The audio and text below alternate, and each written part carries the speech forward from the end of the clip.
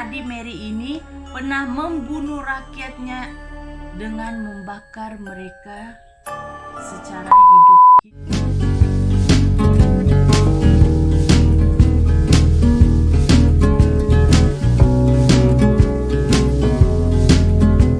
Hey, hello guys, welcome back to my channel.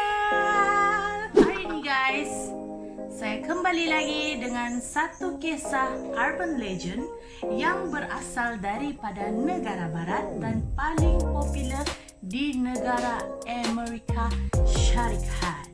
Dan sebelum saya memulakan cerita ini, saya ingin mengucapkan Selamat Hari Raya Aidiladha kepada semua muslimin dan muslimat yang menyambut perayaan tersebut. Pernahkah anda mendengar permainan tentang Bloody Mary? Sebenarnya banyak kisah dan legenda tentang si Bloody Mary ni.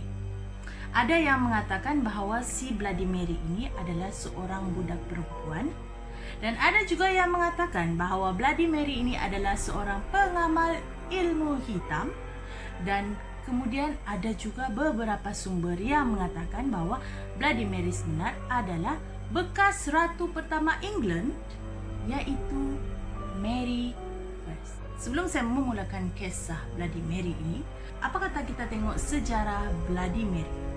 Check this out. Sejarah Bloody Mary ini terbahagi kepada dua kategori, iaitu sejarah kuno dan sejarah urban legend. Dan sekarang kita akan tengok macam mana kisah di sebalik sejarah kuno ini. Di dalam kategori sejarah kuno, Mary adalah anak kepada King Henry dan Catherine of Oregon. Dan dia dilahirkan di Palace of Placentia, iaitu di sebuah istana di Greenwich, England pada 18 Februari 1516.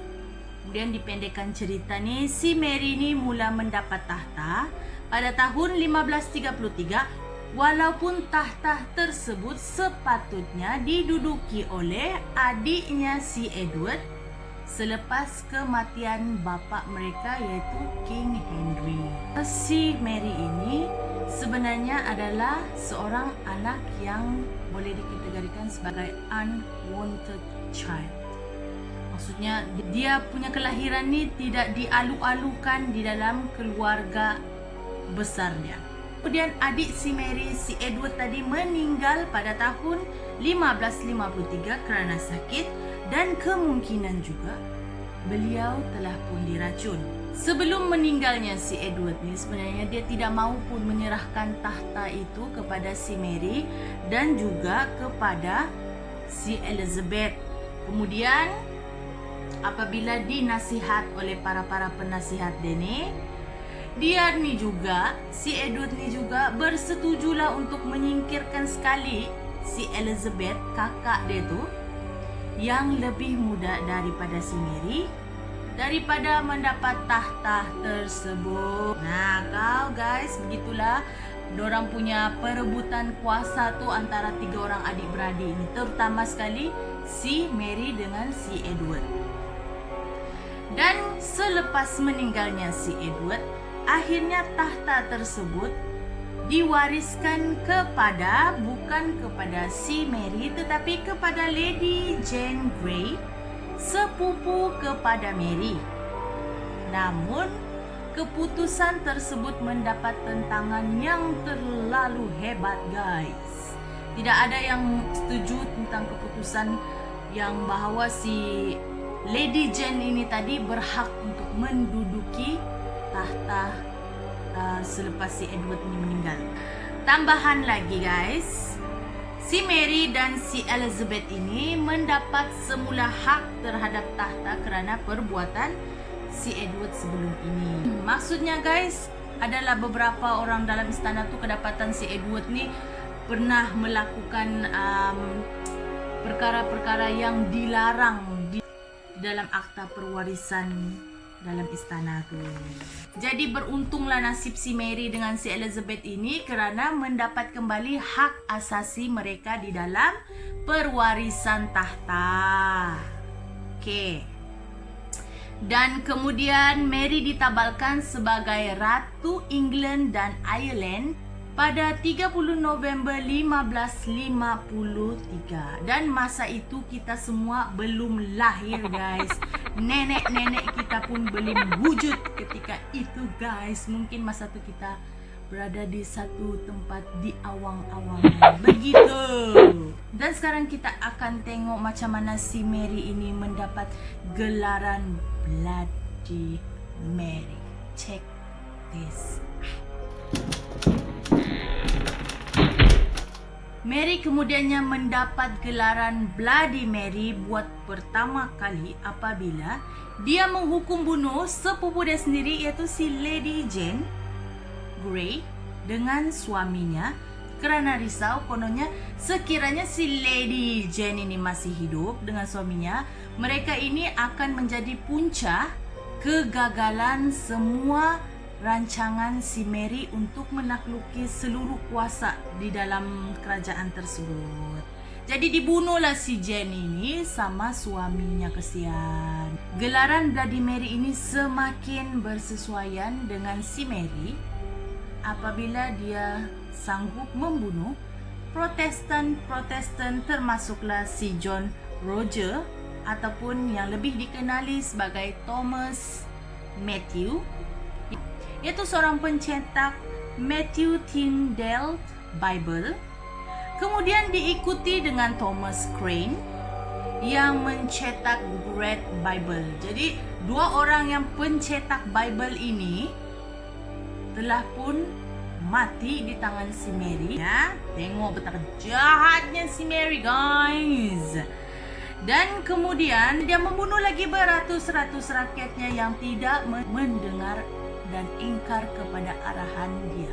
Dalam sejarah manusia juga, si Bloody Mary ini pernah membunuh rakyatnya dengan membakar mereka secara hidup-hidup, guys. Tengok betapa kejamnya si Mary ini, ya. Kemudian Ratu Bloody Mary ini berkahwinlah dengan salah seorang lelaki yang berasal daripada Spanyol, iaitu si Philip. Namun kisah perkahwinan mereka ini tidak begitu terkenal. Dan pada tahun 1554, Ratu Bloody Mary ini kononnya tidak didatangi haid. Maksudnya dia acak-acak, dia macam dia rasa diri dia mengandung. Dia mula menunjukkan tanda-tanda kehamilan. Namun dia tidak pernah melahirkan bayi, walaupun tanda-tanda kehamilan itu ada pada dia, guys.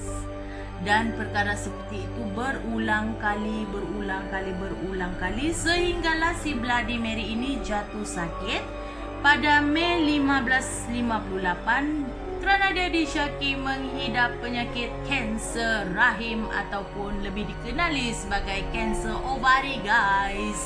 Mungkin ini adalah pembalasan kepada si Bloody Mary sebab dia selalu suka membunuh dan menyiksa dia punya rakyat-rakyat, dan akhirnya menghembuskan nafasnya pada 17 November 1558. Kemudian tahtanya diganti oleh adiknya si Elizabeth. Dan sekarang kita akan tengok kategori sejarah urban legend si Bloody Mary. Check this out.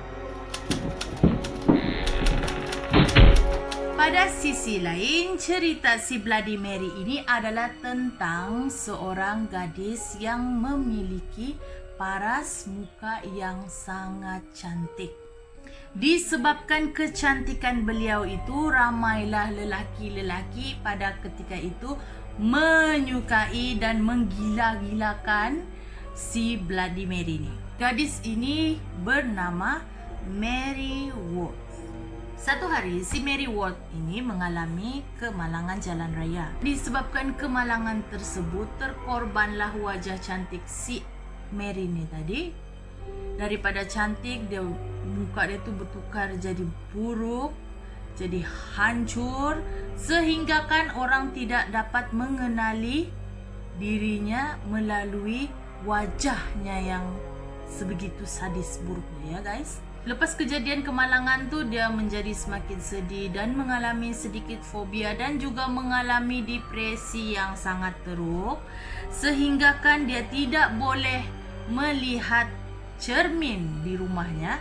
Dan pada ketika itu ibunya juga menyembunyikan semua cermin yang ada di rumah, kecuali ada satu bilik yang mempunyai cermin dan bilik itu dikunci agar si Mary ini tidak masuk ke dalam bilik tersebut.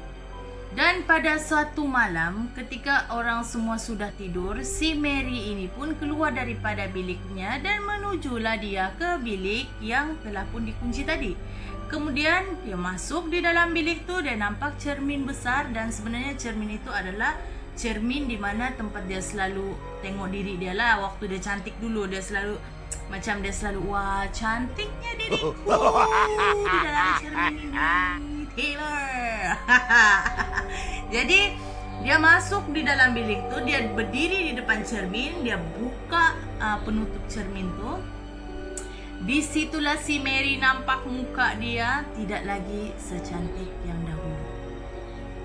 Berubahlah muka dia. Lepas tu dia jadi macam orang gila, teriak-teriak. Dia tidak boleh terima kenyataan yang sebenarnya muka dia tu sudah pun menjadi buruk dan hancur, guys. Kerana dia sudah pun melihat wajahnya yang sebenar selepas eksiden itu, dia bertambah sedih sehingga meninggal akibat depresi yang teruk. Kisah Bloody Mary ini sangat menakutkan bagi semua orang. Apabila ada yang menyerunya, kononnya hantu atau roh si Mary ini akan muncul di cermin dan menunjukkan wajah serta mengorek mata orang yang memanggilnya. Dan sekarang kita akan tengok macam mana cara memanggil si Bloody Mary. Check this.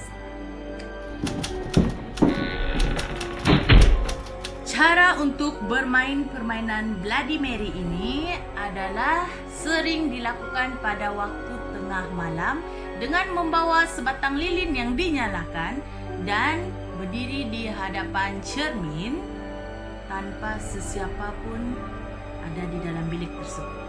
Seorang itu berdiri di hadapan cermin, mereka perlu berkata,